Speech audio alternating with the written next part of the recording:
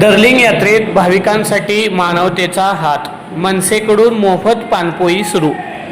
श्री दर्लिंग यात्रेनिमित्त दरवर्षीप्रमाणे यंदाही हजारो भाविक भक्त मोठ्या श्रद्धेने यात्रेत सहभागी होत आहेत। या भाविकांच्या सेवेसाठी महाराष्ट्र नवनिर्माण सेनेचे कार्यकर्ते पुढाकार घेत असून आयोजक दादासो कुशाबा वाघमारे यांच्या नेतृत्वाखाली मोफत पिण्याच्या पाण्याची पानपोई सुरू करण्यात आलेली आहे।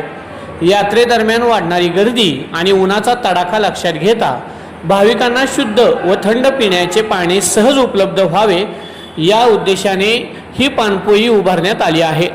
या उपक्रमामुळे भाविकांना मोठा दिलासा मिळत असून सर्वत्र या सेवाभावी कार्याचे कौतुक होत आहे।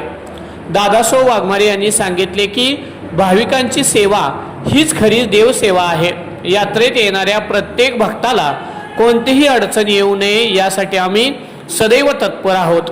या उपक्रमात मनसेच्या कार्यकर्त्यांनी उत्साहाने सहभाग घेतला असून संपूर्ण यात्रेदरम्यान ही पानपोई सेवा सुरू ठेवण्यात येणार आहे।